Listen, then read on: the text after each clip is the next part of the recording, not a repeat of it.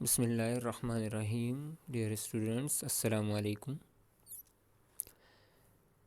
بیٹا، جو لاسٹ ہمارا لیکچر تھا اس کے اندر ہم نے مولانا الطاف حسین حالی رحمۃ اللہ تعالیٰ علیہ کے حالات زندگی پڑھے تھے، کیونکہ آج کا جو ہمارا سبق ہے اسلام میں گداگری کی مذمت، اس کے مصنف الطاف حسین حالی ہیں۔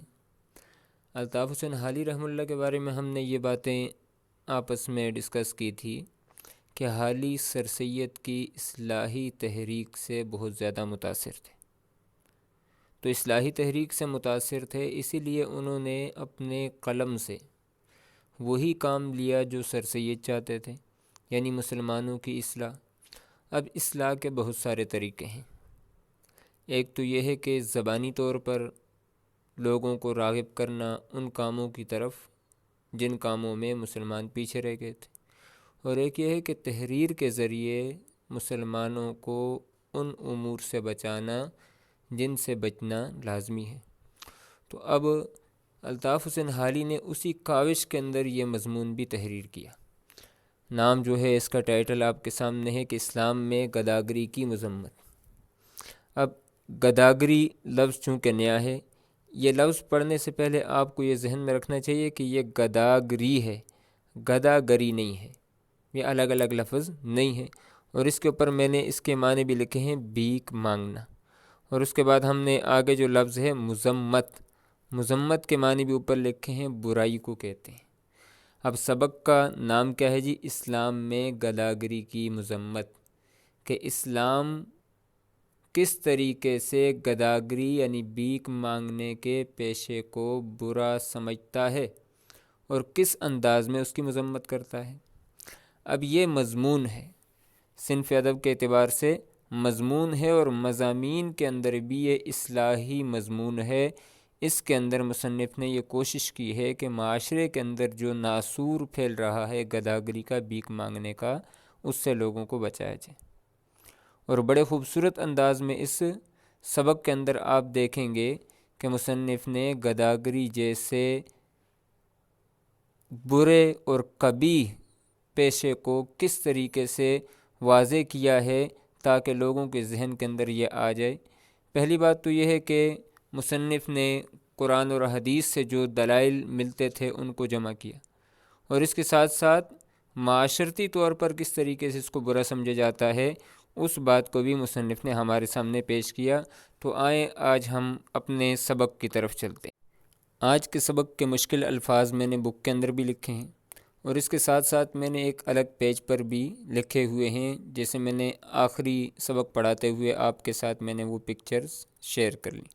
اور اس کے ساتھ ایک اور چیز، وہ حروف یا وہ الفاظ جو تلفظ کے اعتبار سے مشکل ہیں وہ بھی میں نے آپ کے لیے الگ لکھ لیے ہیں اور تلفظ کے ساتھ لکھے ہیں، وہ بھی انشاءاللہ ہم پک کی صورت میں آپ کے ساتھ شیئر کریں گے، اور اس کو آپ اپنی کاپیز کے اندر لکھیں گے۔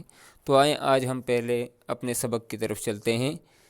بھیک مانگنا، بھیک مانگنے کی جس قدر مذمت اسلام میں کی گئی ہے، اب بھیک کے معنی ہیں سوال کرنا، کسی سے کوئی چیز مانگنا۔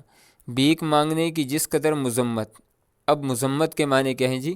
برائی اسلام میں کی گئی ہے، شاید ہی کسی مذہب میں اس کی اس قدر برائی کی گئی ہو، یعنی کسی اور مذہب میں اتنی زیادہ برائی نہیں کی گئی جتنی اسلام نے اس کی برائی کو بیان کیا ہے۔ پھر آگے مصنف کہتے ہیں کہ سوال کے انسداد کو، انسداد کے معنی آپ دیکھیں لکھے ہوئے ہیں، روک تھام۔ جیسے ہم کہتے ہیں نا کہ انسداد دہشت گردی، دہشت گردی کی روک تھام، تو انسداد بھیک مانگنا جو ہے گداگری۔ سوال کے انسداد کو رسول خدا صلی اللہ علیہ وسلم اس قدر ضروری سمجھتے تھے جس طرح آپ صلی اللہ علیہ وسلم توحید اور نماز پنجگانہ کی تعلیم کو اہمیت دیتے تھے۔ جس طریقے سے اللہ کے پیغمبر نے فرمایا کہ توحید ہے، اللہ کو ایک مانگنا جتنا ضروری ہے جتنا 5 وقت کی نماز کو ادا کرنا ضروری ہے، نماز پنجگانہ 5 وقت کی نماز کی تعلیم کو اہمیت دیتے تھے، اتنی اہمیت اللہ کے پیغمبر جو ہے بھیک مانگنے سے روکنے کو بھی دیتے تھے۔ چنانچہ عبد الرحمن بن عوف رضی اللہ تعالیٰ عنہ بن مالک فرماتے ہیں کہ جن لوگوں نے بیعت کی تھی، بعض کو میں نے دیکھا کہ اگر کسی کے ہاتھ سے سواری کی حالت میں کوڑا بھی گر جاتا تھا تو وہ اس خیال سے کہ کہیں یہ بھی سوال میں داخل نہ ہو، کسی راہ چلتے سے اپنا کوڑا نہ مانگتا تھا۔ اب پہلے تو یہ دیکھیں کہ بیعت کس کو کہتے ہیں۔ بیعت کہتے ہیں اطاعت کرنا، فرما برداری کرنا۔ پھر اس کے بعد دوسرا لفظ مشکل جو ہے وہ ہے کوڑا۔ تو کوڑا چابک کو کہتے ہیں، یعنی وہ لاٹھی جو سواری کو ہنکانے کے لیے سوار اپنے ہاتھ میں لیتا ہے اسے کوڑا کہا جاتا ہے۔ عبد الرحمن بن عوف بن مالک جو ہیں یہ حدیث بیان کرتے ہیں کہ اللہ کے پیغمبر کے ہاتھ پر جن لوگوں نے بیعت کی تھی اسلام لانے کی، تو پیغمبر علیہ السلام نے انہیں بھیک مانگنے سے بھی منع کیا، سوال کرنے سے منع کیا۔ اب اپنا ہی کوڑا اگر زمین پر گر جائے تو دوسرے دوست سے مانگنا کہ بھئی آپ اٹھا دیں، میں سواری سے نیچے اتروں گا پھر اٹھاؤں گا، تو یہ کوئی بری بات نہیں ہے۔ لیکن وہ لوگ سوال کرنے کو جب اللہ کے پیغمبر نے منع کر دیا تو وہ اس ڈر سے دوسرے سے اپنا کوڑا بھی اٹھانے کو نہیں کہتے تھے کہیں یہ بھی سوال کے اندر نہ داخل ہو جائے۔ یہ احتیاط کا درجہ ہے، یعنی اتنی احتیاط کرتے تھے۔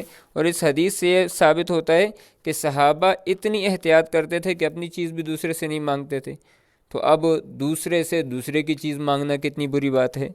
بے شمار روایتوں سے معلوم ہوتا ہے، بے شمار بہت زیادہ روایتوں سے معلوم ہوتا ہے کہ حضرت صلی اللہ علیہ وسلم سائل سے نہایت نفرت کرتے تھے، اور جو شخص بغیر اضطراری حالت کے سوال کے ذریعے سے کچھ وصول کرتا تھا اس کو اس کے حق میں حرام سمجھتے تھے۔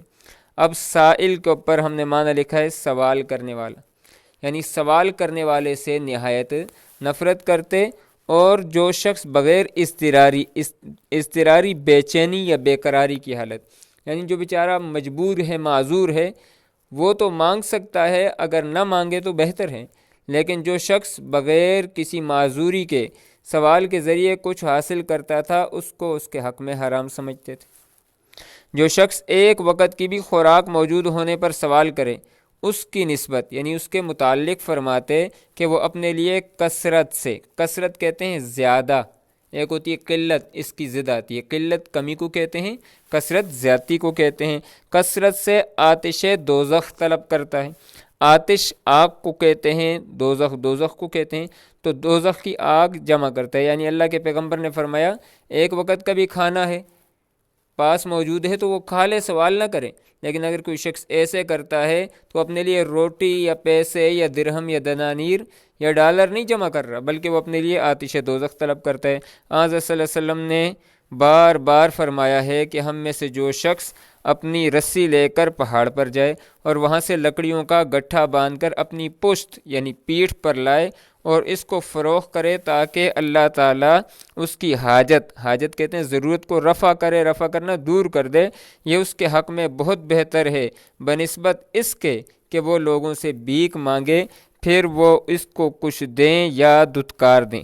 دھتکار دینا، برا بلا کہنا یا دور کرنا کہ بھئی آپ چلے جائیں، دور ہو جائیں، جیسے ہم کہتے ہیں جی معاف کرو، کوئی کہتے ہیں ہمیں بھیک دیں، ہم کہتے ہیں معاف کرو۔ عائد ابن عمر رضی اللہ تعالیٰ عنہ سے روایت ہے کہ آپ صلی اللہ علیہ وسلم نے فرمایا اگر تم لوگ جانو کہ سوال کرنے کے کیا نتائج ہیں، نتائج نتیجہ کی جمع ہے، تو کوئی شخص سوال کرنے کے لیے دوسرے شخص کی طرف رخ نہ کرے، رخ چہرے کو کہتے ہیں توجہ، ٹھیک ہے، یہاں پر معنی اس کے توجہ نہ کرے۔ اوپر والی جو حدیث آپ کے سامنے ہے کہ آپ صلی اللہ علیہ وسلم نے فرمایا کہ کوئی شخص اتنی استطاعت رکھتا ہے کہ وہ جائے اور پہاڑ پر لکڑی کا گٹھا لے کر آئے اور اس کو فروخت کر دے، یہ بہتر ہے اس سے کہ بھیک مانگے۔ اس حدیث کو تمثیلی حدیث یا مثالی حدیث کہتے ہیں، مثال کے ذریعے اللہ کے پیغمبر نے سمجھایا کہ بھئی یہ کام زیادہ بہتر ہے۔ جو سائل خدا کو صرف بھیک مانگنے کا ایک اوزار جانتا ہے، اوزار آلہ، ٹھیک ہے جی، ایک ذریعہ ہے، جیسے اوزار ہوتا ہے، یہ ترخان جو ہوتے ہیں ان کے پاس بڑی جس کو کہتے ہیں، یا لوہار کے پاس ان کے کسی کا ہتھوڑا ہوتا ہے، کسی کا تیشہ ہوتا ہے، وہ ان کا آلہ ہوتا ہے جس کے ذریعے وہ اپنا کام کرتے ہیں۔ تو بعض بھیک مانگنے والے کہتے ہیں جی اللہ کے نام پہ دے دو، تو انہوں نے اس کو اپنا ایک ہتھیار بنایا ہوتا ہے۔ تو مصنف کہتے ہیں جو سائل خدا کو صرف بھیک مانگنے کا ایک اوزار جانتا ہے اس کی نسبت حضرت صلی اللہ علیہ وسلم نے فرمایا، یعنی اس کے متعلق آپ صلی اللہ علیہ وسلم نے فرمایا کہ جس نے اللہ کے نام پر سوال کیا وہ ملعون ہے، ملعون کہتے ہیں لعنتی کو، اب اس سے بڑا لعنتی کون ہے جس کے بارے میں اللہ کے پیغمبر نے کہہ دیا لعنتی ہے؟ سائل اپنے اندوختے کو جو بیک کے ذریعے اس نے پیدا کیا ہے۔ اب اندوختہ کس کو کہتے ہیں؟ اندوختہ کہتے ہیں مال و دولت کا ذخیرہ، یعنی وہ جو بیک مانگنے کے ذریعے اس نے اپنے پاس جمع کیا ہے، اس نے جب پیدا کیا ہے چھپاتا ہے۔ اب اس کے پاس پیسے ہیں لیکن اس کے باوجود وہ کہتے ہیں جی میرے پاس کچھ بھی نہیں، اور باوجود استطاعت، باوجود قدرت کے اپنی ناداری کہتے ہیں تنگ دستی کہ بھئی میں بہت زیادہ غریب ہوں کا اظہار کرتا ہے۔ اس طرح کفران نعمت، ایک تو یہ کہ بھیک مانگنے سے وہ لعنتی بھی ہو گیا، اور اس کے ساتھ اللہ کے پیغمبر کی طرف سے جو وعیدیں ہیں، جو عذاب ہیں، ان پر بھی آ گیا، لیکن اس کے ساتھ اور بھی جو گناہ ہیں بھیک مانگنے سے وہ بھی آ جاتے ہیں۔ پہلا کیا ہے جی؟ کفران نعمت کی ناشکری، پاس ہے لیکن پھر بھی مانگتا ہے۔ نمبر 2، دروغ گوئی، جھوٹ، دروغ گوئی کہتے ہیں جھوٹ بولنا، اب اس کے پاس ہے لیکن وہ پھر بھی کہتا ہے جی میرے پاس کچھ بھی نہیں۔ نمبر 3، مکاری کہتے ہیں فریب اور دھوکے کو، مکاری سے سخت ترین گناہوں کو اپنی کامیابی کا ذریعہ گردانتا ہے، سمجھتا ہے۔ پس جن جامع الفاظ میں، جامع کہتے ہیں پرمانی یا بامانی الفاظ میں رسول خدا صلی اللہ علیہ وآلہ وسلم نے بھیک مانگنے کی مذمت برائی فرمائی ہے، اس سے زیادہ جامع بامانی الفاظ سمجھ میں نہیں آ سکتے۔ یعنی آپ صلی اللہ علیہ وسلم نے واضح الفاظ میں نے 4 حدیثیں پہلے بھی پڑھ لی ہیں اور اس کے بعد بھی آپ صلی اللہ علیہ وسلم سائلوں کی تعداد بڑھنے کو نہایت مکروہ کہتے ہیں ناپسندیدہ جانتے تھے۔ ظاہر ہے کہ کوئی چیز سائلوں کی تعداد بڑھانے والی ایسی نہیں جیسی ہر مستحق کہتے ہیں حقدار، اور غیر مستحق سائل کا سوال پورا کرنا ہے۔ یہاں مصنف نے وہ وجہ بتائی ہے کہ سائل کیوں بڑھ رہے ہیں۔ سائل اس وجہ سے بڑھ رہے ہیں کہ ہم ہر کسی کو دے دیتے ہیں، جو بھی مانگنے والا آتا ہے اس کو دے دیا، تو اس سے ان کی تعداد بڑھ رہی ہے۔ تو یہ بنیادی وجہ ہے۔ اگر ہم غیر مستحق کو نہیں دیں گے، جو مستحق ہے اسی کو دیں گے، تو غیر مستحق 2 دن مانگے گا، نہیں ملے گا تو وہ کوئی نہ کوئی کام کرے گا۔ سائل کا سوال پورا کرنا، یعنی ایسے سائل کا جو غیر مستحق ہے۔ متعدد، بہت زیادہ روایات کے انداز کلام سے معلوم ہوتا ہے کہ آپ صلی اللہ علیہ وسلم غیر مستحق سائلوں کا سوال پورا کرنے سے خوش نہ ہوتے تھے۔ چنانچہ ابو سعید خدری رضی اللہ تعالیٰ عنہ سے روایت ہے کہ آپ صلی اللہ علیہ وسلم نے فرمایا، قسم ہے خدا کی، جو غیر مستحق سائل میرے پاس سے اپنا مطلب حاصل کر کے لے جاتا ہے، وہ مطلب نہیں اس کے حق میں مگر ایک آگ۔ یہ سن کر حضرت عمر رضی اللہ تعالیٰ عنہ نے عرض کیا، آپ صلی اللہ علیہ وسلم کیوں اس کا مطلب پورا کرتے ہیں؟ آپ صلی اللہ علیہ وسلم نے فرمایا، کیا کیا جائے، لوگ تو مانتے نہیں، اور خدا رد سوال کو مجھ سے پسند نہیں کرتا۔ رد، ترک کر دینا، چھوڑ دینا، سوال کو پورا نہ کرنا، رد سوال۔ اب اس حدیث کے اندر ابو سعید رضی اللہ تعالیٰ عنہ کہتے ہیں کہ آپ صلی اللہ علیہ وسلم نے فرمایا کہ جو شخص میرے پاس آتا ہے غیر مستحق اپنا سوال پورا کر کے لے کر جاتا ہے، وہ اپنے لیے آگ لے کر جاتا ہے۔ تو حضرت عمر بڑے پریشان ہوئے کہ اللہ کے پیغمبر پھر آپ اس کو دیتے ہی کیوں ہیں، نہ دیا کریں۔ تو آپ صلی اللہ علیہ وسلم نے فرمایا کہ میں کیا کروں، اب وہ آ کر جب میرے پاس مانگتا ہے تو وہ یہ نہ کہے کہ یہ کیسا اللہ کا پیغمبر ہے کہ جو سوال پورا نہیں کرتا۔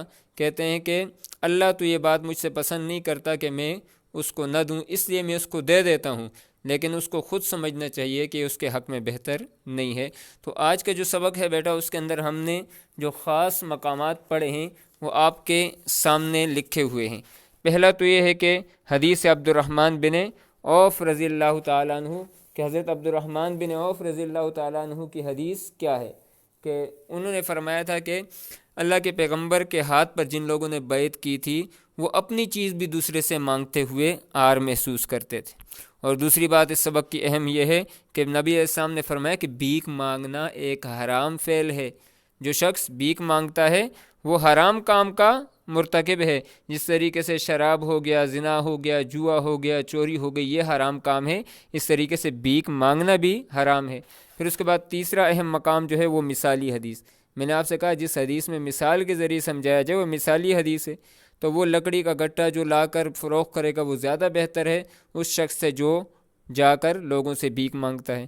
پھر اس کے بعد عائد ابن عمر رضی اللہ تعالی عنہ کی حدیث ہے۔ یہاں پر آپ بیٹا بک کے اندر دیکھیں گے کہ یہاں پر عائد ابن عمر رضی اللہ تعالی عنہ ہے، عمر کے اوپر واو ڈالا گیا ہے۔ یہاں پر آپ دیکھیں گے کہ امر کے اوپر واو ڈالا گیا ہے، یہ عمرو نہیں پڑھیں گے۔ بہت سارے بچے جو ہیں اس کو عمرو پڑھتے ہیں، تو یہ عمرو نہیں ہے، جہاں پر واو ہوگا وہ امر ہوگا، جہاں پر واو نہیں ہوگا وہ عمر ہوگا۔ تو یہ روایت ہے کہ حضرت صلی اللہ علیہ وسلم نے فرمایا کہ اگر تم لوگ جانو کہ سوال کرنے کے کیا نتائج ہیں تو کوئی شخص کسی کی طرف اپنا چہرہ نہ کرے۔ پھر اس کے بعد اگلا اہم مقام جو ہے کہ ایک تو بھیک مانگنا حرام فعل ہے، لیکن بھیک مانگنے کے ساتھ ساتھ اور کون سی برائیاں اس کے ساتھ آ جاتی ہیں، تو ایک کفران نعمت آ جاتا ہے، جھوٹ آ جاتا ہے، مکاری آ جاتی ہے۔ پھر اس کے بعد ایک حدیث جو بیکاری کیوں بڑھتے ہیں، یہ بھی اہم وجہ ہے، اور اس کے بارے میں مصنف نے ہمیں بتایا کہ بیکاری اس وجہ سے بڑھ جاتے ہیں کہ ہم ان لوگوں کو بھی بھیک دے دیتے ہیں جو مستحق نہیں ہوتے ہیں، تو ایسے لوگوں کو بھیک نہیں دینی ہے۔ اور اس طریقے سے آخر میں حدیث ابو سعید رضی اللہ تعالیٰ عنہ، جس کے اندر حضرت عمر رضی اللہ تعالیٰ عنہ کا سوال بھی آیا کہ اللہ کے پیغمبر نے فرمایا جو آ کر مجھ سے غیر مستحق لوگ لے جاتے ہیں وہ اپنے لیے جہنم کی آگ لے کر جاتے ہیں۔ حضرت عمر نے کہا کہ پھر آپ دیتے کیوں ہیں؟ تو آپ صلی اللہ علیہ وسلم نے فرمایا کہ اللہ چاہتے ہیں کہ میں کسی کو انکار نہ کروں، اس لیے میں دے دیتا ہوں، لیکن جو غیر مستحق آ کر مجھ سے لے جاتا ہے وہ اپنے لیے دوزخ کی آگ لے کر جاتا ہے۔ سبق بیٹا ابھی آدھا ہوا ہے، انشاءاللہ اگلا جو حصہ ہے وہ ہم اگلے لیکچر کے اندر آپ کو بتائیں گے۔ آپ کا ہوم ورک جو ہے وہ میں نے آپ کو ریٹن فارم میں پک نکال کر بھیج دی ہیں، پورے سبق کے MCQs ہیں، وہ آپ نے حل کر لینے اور اس کے بعد مجھے یہیں گوگل کلاس روم کے اندر ہی میرے ساتھ شیئر کر دینے ہیں۔ امید ہے کہ بیٹا آپ اپنا وقت پر کام کریں گے اور مجھے اب میرے اسی ID کے اوپر سینڈ کر دیں گے۔